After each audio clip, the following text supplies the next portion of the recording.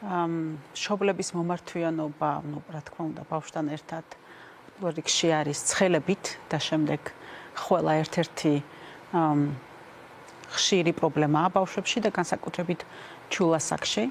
ყველა არის ჯერ განვარტოთ რა არის ეს, ყველა არის დაცვითი მექანიზმი. ეს არის სიმპტომი და ეს არის ეგრეთ წოდებული სიგნალიზაცია, რომელიც აუწყებს, რომ რაღაცა ხდება ძირითადად სასუნց გზებში. ყველა თავად ძალიან საინტერესო მექანიზმია, რომელშიც მონაწილეობს თავის ტვინი, სასუნთქი გზები და თავად ჰაერი. როგორ ასუფთავებს ორგანიზმი და რას ასუფთავებს? ასუფთავებს სასუნთქ გზებს ნაწილაკებისგან, თვითონ აი ჰაერიდან მოხვედრილი რაღაცა პატარა ნაწილაკები, ნივთიერებები, ასუფთავებს ვირუსებს, ბაქტერიებს და უცხო სხეულს. იკეტება სასუნთქი გზები დროებით, იოგები. ჰაერი წარმოქმნის აი სპეციალურ ტალღას, რომელიც ამ ლორწოს ან უცხო სხეულს გამოგლიჯავს ეგრეთ წოდებულს და ამოასუნთქებს, ანუ ასუფთავებს სასუნთქ გზებს. გამოდევნის, დიახ, ასუფთავებს. შესაბამისად, ჩემი ნათქვამიდან გამომდინარე, ეს არის დაცვითი მექანიზმი და არაერთარ შემთხვევაში არ არის რაღაცა ცუდი. თუმცა მშობლების მხრიდან, რა თქმა უნდა, მთელი ოჯახი სტრესშია, როდესაც ბავშვი ახველებს და განსაკუთრებით პატარა ბავშვი. ზოგადად ყველა ძირითადად არის სასუნთქის სისტემის ერთ-ერთი სიმპტომი დაზიანების, თუმცა მინდა გითხრათ, რომ შეიძლება იყოს კუჭ-ნაწლავის პათოლოგიის, განსაკუთრებით ღამის ხველა, როგორიცაა რეფლუქსი, მაგალითად და ძირითადად ესეთი პაციენტები მიდიან ალერგოლოგთან, როდესაც ეჭვია ასთმაზე ან ალერგიულ ხველაზე, ეგრეთ წოდებული, ან შეიძლება თუნდაც შეტევითი ხასიათის არის და ძირითადად ღამის ხველა და შესაბამისად შეიძლება იყოს თუნდაც, მაგრამ უფრო დიდებში გულის პრობლემების დროს. ამიტომ აუცილებლად უნდა განვსაზღვროთ ეგ, მაგრამ ძირითადად პედიატრთან მომართვიანობა არის მწვავე ხველის შემთხვევაში, მწვავე ხველა, ესე იგი ორი კვირის მანძილზე, როდესაც არის ორ კვირაზე მეტი უკვე ქრონიკულ ხველაზეა საუბარი და უკვე სხვა დიაგნოზები უნდა ვიეჭვოთ და უფრო სერიოზული გამოკვლევებია საჭირო ქრონიკული ხველის შემთხვევაში, თუმცა მწვავე ხველა არის ძირითადად არის ზედასასუნთქი ან ქვედასასუნთქი ინფექციების და თქვენ როგორც ბრძანეთ ვირუსული ინფექციების დროს, თუმცა ასაკთან მიმართებაში აუცილებელია ექიმთან კონსულტაცია და ექიმის უშუალო გასინჯვა. თქვენ ასაკი ახსენეთ და რასაკვირველია ჩვენ ხველის თემას დაუბრუნდებით. განსაკუთრებით საყურადღებოა ის ფაქტი, რომ ადამიანი როგორც მუცლადყოფნის პერიოდში გადის საფეხურებს, ასე გადის საფეხურებს განვითარებისა და ფორმირების პროცესში. როდესაც ჩვენ ვამბობთ 0-დან 18 წლამდე არის ბავშვი, ეს ნიშნავს იმას, რომ სხვადასხვაგვარად გამოიყურება, მაგრამ ბავშვია იმიტომ, რომ ორგანიზმი ჯერ კიდევ ინტენსიური ზრდა განვითარების ფაზაშია. ეს ეხება ყველა სისტემას, ყველა ორგანოს და რასაკვირველია, როდესაც სასუნთქ გზებზე ვსაუბრობთ, ერთ-ერთი აუცილებელი ნაწილი არის ბრონქული ხე, რომელიც არაუბრალოდ გამტარია ჰაერის, არამედ შეიძლება პირდაპირ აღმოჩნდეს სამიზნე ამა თუ იმ ინფექციური პროცესის დროს. არის თუ არა ბავშვებში ბრონქიტი, საყურადღებო დიაგნოზი და როდის ვამბობთ, რომ ბავშვს ნამდვილად აქვს ბრონქიტი?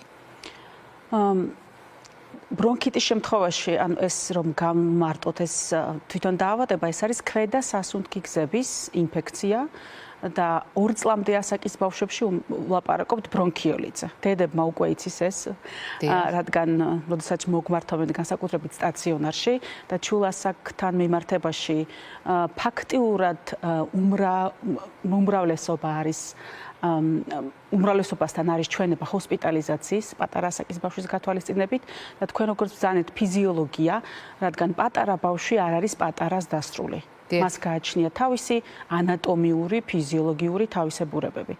ბრონქიტთან და ბრონქიოლიტთან მიმართებაში პატარა ბავშვის ბრონქები შინაგანი დიამეტრი არის ვიწრო.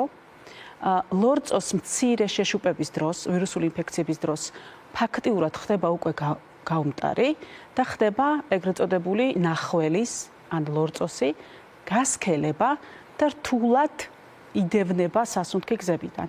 და ბრონქიტი ეგრეთ წოდებული არის ეს ნახველის დაგროვება, პატარა ბრონქებისა და ბრონქების ანთება სხვადასხვა გენეზის დროს. ძირითადად ეს არის ვირუსული ინფექციების დროს.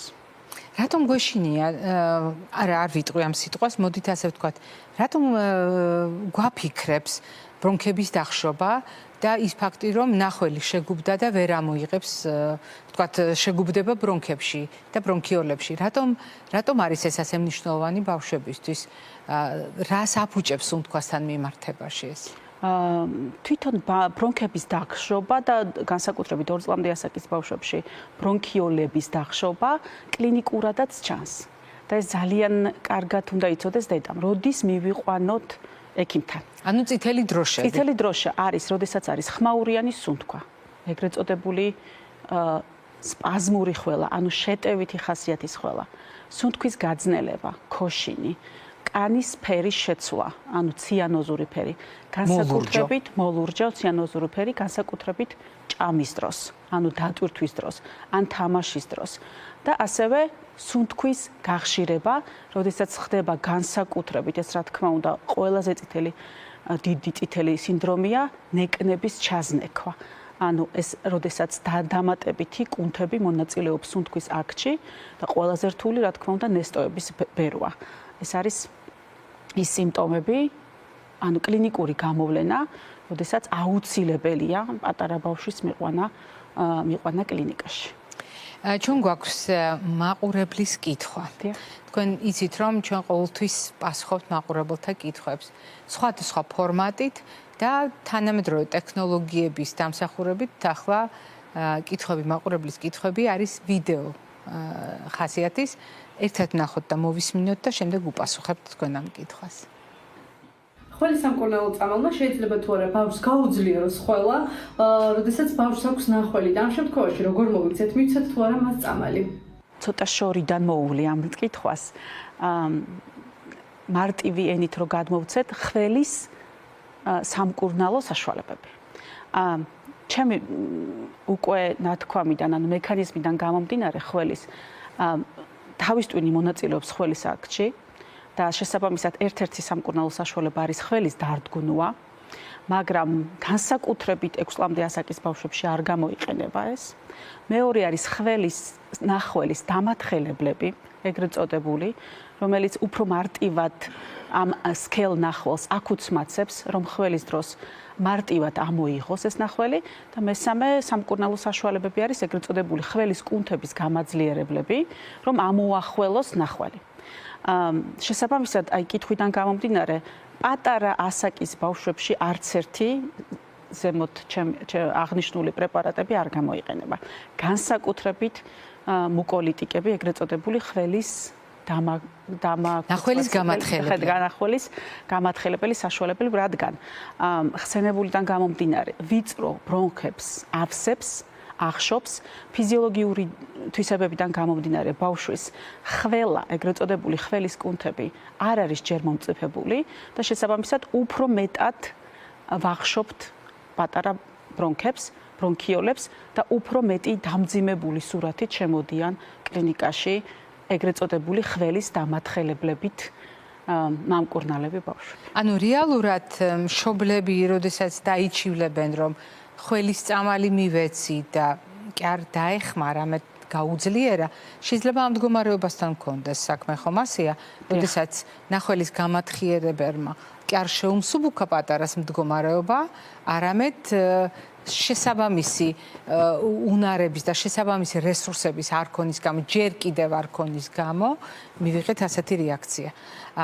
თუ ჩვენ ვლაპარაკობთ ასეთ მდგომარეობებზე და მოდით გავყვეთ ისევ ხველასთან დაკავშირებულ საკითხს და ბრონქიტთან დაკავშირებულ საკითხს. ბრონქიტის დიაგნოზი როგორ ისმევა? ბრონქიტის დიაგნოზი მოვიდა, ექიმაში აფასა და ასე დაისვა, თუ დამატებითი კვლევები ჭირდება, ან დიაგნოსტიკური მეთოდები ვიზუალიზაციისთვის, რომ დავინახოთ პროცესი. ბრონქიტი ძირითადად არის კლინიკური დიაგნოზი. ზოგჯერ დამატებითი კვლევები გჭირდება სხვადასხვა დიაგნოზების გამოსარიცხად. ზოგჯერ. თუმცა ბრონქიტის 90% მიზეზი არის ვირუსული ინფექცია. ვირუსული ინფექცია ქვედა სასუნთქების ვირუსული ინფექცია, რომელიც გამოიხატება გვედასასუნთქისების ანთებაში და ბრონქიტის ძირითადი მაინც კლინიკური მაჩვენებელი არის ხველა და გასინჯვით ეს არის მშრალი ან სველი ხიხინი, ეგრეთ წოდებული. განსაკუთრებით პატარა ბავშვებში შეიძლება იყოს ორივე ერთად, როგორც მშრალი, ასევე სველი ხიხინი და უფრო ბაღის ასაკის ბავშვებში ან სკოლის ასაკის ბავშვებში მხოლოდ სველი ხიხინი, რადგან ეგრეთ წოდებული დიამეტრი იზრდება და გამტარიანობა ბრონქების უფრო უმჯობესდება. როდესაც ყველაზე ვსაუბრობდით, თქვენ რამდენჯერმე გაუსვით ხაზი ასაკობრივ ჭრილში რამდენად მნიშვნელოვანია ამისი აღქმა და რამდენად მნიშვნელოვანია იგივე დახმარების ან მკურნალობის ტაქტიკის შერჩევა ასაკობრივ ჭრილში. თუ დავუბრუნდებით ამ თემას ჩვენ რასაკვირველია შევეხებით. თუმცა არის ერთი მნიშვნელოვანი წახნაგი, რომელიც თქვენ უკვე ახსენეთ, მაგრამ უნდა დავაზუსტოთ. ნახველიანი და უნახველო, ანუ პროდუქტიული და არაპროდუქტიული ხველა. აქ განსხვავება თითქოს ტერმინი თვითონ კარნახობს, თითქოს კი არა, თვითონ კარნახობს. მაგრამ აქვს ამას დიაგნოსტიკური მნიშვნელობა, როდესაც ბავშვს ვლაპარაკობ და ბავშვის ჯანმრთელობის მდგომარეობას ვაფასებ. დიახ, ეგრეთ წოდებული ხველის ხმა გვეუბნება ჩვენ ძალიან ბევრს. მშრალი ხველა ძირითადად არის ზედა სასუნთქი გზების ინფექციის დროს. მშრალი ხველა შეიძლება იყოს თავად ვირუსების და ტოქსინების გაღიზიანების დროს, როდესაც არის ცენტრალური ნერვული სისტემის გაღიზიანება, ეგრეთ წოდებული სუნთქვის ცენტრის გაღიზიანება, თუნდაც ყივანა ხველის დროს. ეს არის შეტევითი, სპაზმური, ეგრეთ წოდებული, მშობლებს უყვარს ეგ ტერმინი ხველა. თავად გრიპის დროსაც შეიძლება იყოს ძალიან ბევრი შემთხვევა იყო ახლა გამაღიზიანებელი შეტევითი მშრალი ხველა ეს არის ზედა სასუნთქი გზების ინფექციის დროს. ასევე მშრალი ხველა შეიძლება მაგრამ შეცვლილი ხმის ტემბრით, ეგრეთ წოდებული კრუპის დროს. ერთი დამატება ძალიან მნიშვნელოვანი მინდა ამ ტერმინთან მიმართებაში, ეგრეთ წოდებული უეცარი მშრალი შეტევითი ხასიათის ხველა 2 წლის ასაკის ბავშვთან, ან 2 წლამდე ასაკის ბავშვთან აუცილებელია ვივარაუდოთ უცხოსხეულის ასპირაციაზე, რადგან ამას კიდევ ერთხელ გავიმეოროთ მახასიათებლები, იმიტომ რომ თქვენ ამ შემთხვევაში კრებითად ყველა საყურადღებო ნიშანი ჩაატიეთ ერთ ფრაზაში. ამიტომ მოდით ჩამოვთვალოთ, რა უნდა იყოს ის ნიშნები, რომელიც ნამდვილად წითელი დროშის ფრიალს გავს, როდესაც ვარაუდობთ უცხოს სხეულ სასუნთქგზებში. უეცარი, დიახ, შეტევითი, მშრალი ხველა. ანუ ეს სამი კომპონენტი ერთდროულად არის საყურადღებო. შეიძლება თან ახლდეს სუნთქვის გაძნელებაც. ეს არის დამოკიდებული თვითონ უცხოს სხეულის ზომაზე და დიამეტრზე. თუ ნაწილობრივ ახშობს ზედასასუნთქგზებს, შეიძლება შეცვლილი ხმის ტემბრიც ან შეცვლილი ხმიანობა სუნთქვითი ჩვენ გვესმოდეს ეგრეთ წოდებული სტრიდორი, ანუ ჩასუნთქვის ხმიანობა. თუ პატარა ნაწილაკებია, არის ხოლმე შემთხვევები და მეც ჩემს პრაქტიკაშიც, როდესაც პატარა ნაწილები სათამაშოს ნაწილები დიდი ხანი ზის ეგრეთ წოდებული ქვედასასუნთქგზებში და იწვევს ქრონიკულ ანთებას. ან ბრონქიტს, ან პნევმონიას და საბოლოო დიაგნოზი დაგვისვამს ბრონქოსკოპიის შემდეგ, უცხოსხეულის ამოღების შემდეგ, რომ ეს უცხოსხეული, ძირითადად პატარა ნაწილები, რომელიც გადის ხახას, გადის ხმოვან იოგებს და ჯდება პატარა ბრონქებში და იწვევს ადგილობრივ ქრონიკულ ანთებას. ამიტომ ამ ასაკის ბავშვებში, განსაკუთრებით 4 წლამდე ასაკის ბავშვებში, ძალიან საყურადღებოა უეცარი მშრალი ხველა. ასევე უეცარი მშრალი ხველა განსაკუთრებით საყურადღებოა ანაფილაქსიის დროს, ეგრეთ წოდებული მწვავე ალერგიის დროს, როდესაც აღენიშნება ზედასასუნთქგზების ერთ-ერთი გამოვლინება ობსტრუქცია, მაგრამ ეს ძალიან იშვიათადაა თან ახლავს ალერგიული სიმპტომების სხვა გამოვლენა, როგორიც შეშუპება ტუჩის, თვალის, კანზე გამონაყარი და ასე შემდეგ. თქვენ ბრძანეთ, როგორ შეიძლება მშობლისთვის დამაფიქრებელი იყოს ალერგიული ხომ არ არის ხოლმე, როდესაც ღამე აღვიძებს ბავშვს ეს შეტევები, როგორც ხშირად მშობელი აღწერს, მაგრამ ყოველდღიურობაში ჩვენ ვითვალისწინებთ იმას, რომ საკმაოდ მაღალია იმის ალბათობა, რომ ალერგიული რინიტი გქონდეს ბავშვს, შეიძლება ერთმანეთს დაემთხვეს, ბავშვს აქვს ალერგიული ფონი, ასე ვთქვათ, წინასწარ-განწყობა და ვირუსულმა ინფექციამ ეს გაამწვავოს, ანუ ვირუსულიც იყოს პროცესი და გქონდეს ალერგიული რეაქცია, თანხლები ან შედეგად პროვოცირებული. აქ როგორ ვიქცევით? როგორ ხდება გამიჯნა? ეს ალერგიის ბრალია, ეს ყველა თუ ვირუსმა გამოიწვია? ვირუსული ინფექციის დროს გამიჯნა ცოტა რთულია. ალერგიული გენეზია თუ ინფექციური, თუმცა გამოცდილებიდანაც და ლიტერატურული ინფორმაციიდან გამომდინარე, ეგრეთ წოდებული ალერგიულ ბავშვებს ყველა უგრძელდება. ანუ ეს არ არის განსაზღვრული როგორც ზედასასუნთქების ვირუსული ინფექციების დროს 7-10 დღე, შეიძლება გახანგრძლივდეს 2 კვირაზე მეტხანს. ანუ წვავე ხველა ხდება ქრონიკული. ანუ გახანგრძლივებული ვლაპარაკობთ 2 კვირაზე მეტი და შემდეგ უკვე ქრონიკული. ასევე ალერგიული ხველის მაჩვენებლები კლინიკური გასინჯვის დროს არის ბრონქოობსტრუქცია, ანუ მშრალი ხიხინი. უფრო მიუთითებს ალერგიაზე, თუმცა ეს უკვე ექიმმა უნდა გადაწყდოს. და ალერგიული ხველა ძირითადად ჩვენ ვეკითხებით ხოლმე არის თუ არა სეზონური. ძირითადად სეზონურობა ახასიათებს და რაღაცასთან ახალთან შეხვედრა, უცხოსთან შეხვედრა და ძირითადად უმეტესად ღამის საათებშიც ხველა, თუმცა ამ დროს მე უკვე აღვნიშნე, რომ რეფლუქსი აუცილებელია გამოსარიცხე, ასევე ზედასასუნთქების ქრონიკული ინფექცია, როგორიცაა ადენოიდები, როდესაც ხდება ცხვირიდან ჩანადენის გამო ღამის ხველა.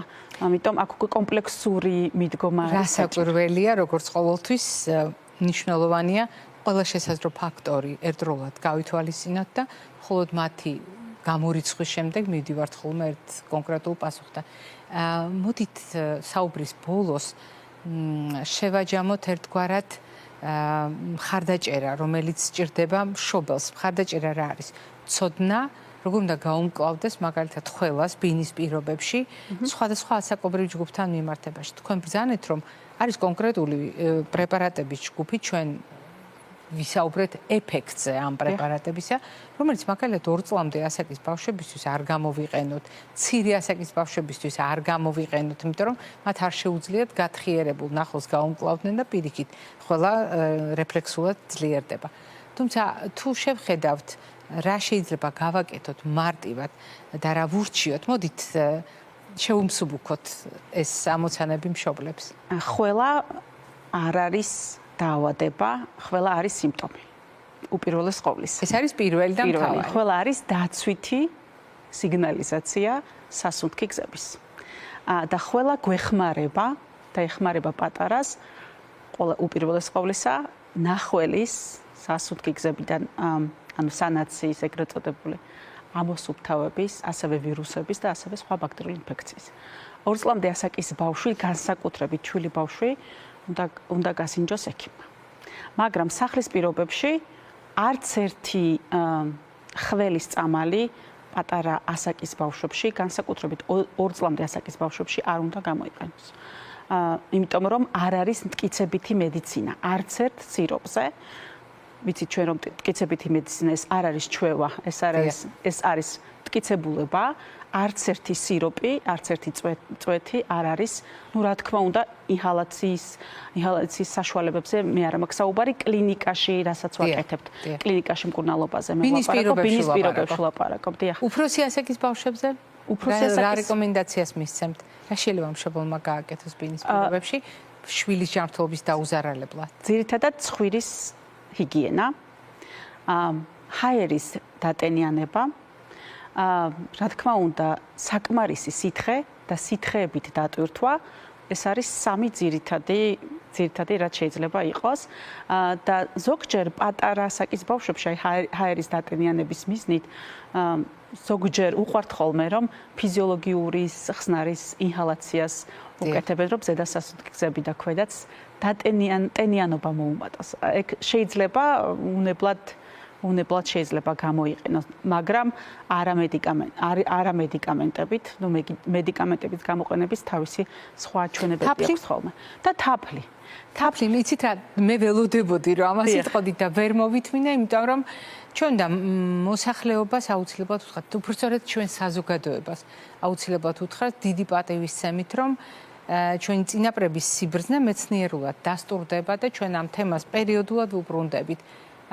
რა გვაქვს თაფლთან დაკავშირებით? გვაქვს ბევრი სამეცნიერო მტკიცებულება. ბევრი სამეცნიერო მტკიცებულება ერთ წელზე მეტ ასაკის ბავშვებში, რადგან წლამდე სხვადასხვა დაავადებების პრევენციის გამო არ მიეცემ. ასევე, რა თქმა უნდა, ფხიზლად უნდა ვიყოთ, ვისაც აქვს ალერგია თაფლის კომპონენტებზე, მაგრამ ვისაც არ აქვს ალერგია, ჯამთელ ასაკის ბავშვებში ჩვეულებრივ შეიძლება მივცეთ თუნდაც ერთ წელზე მეტ ასაკის ბავშვებს. ეს არის ერთადერთი ზოგჯერ საშუალება, რაც შეიძლება გამოვიყენოთ დატენიანებასთან ერთად. ძალიან დიდი მადლობა ფიქრია მრავალწლიანი თანამშრომლობისთვის, დღევანდელი სტუმრობისთვის და იმ პრაქტიკული რჩევებისთვის, რომელიც პრაქტიკულად ოჯახებს გაუზიარეთ ახლა თქვენ. და მაყურებელს შევახსენებ, რომ დღევანდელი ჩვენი გადაცემის სტუმარი ბრძანდებოდა პედიატრი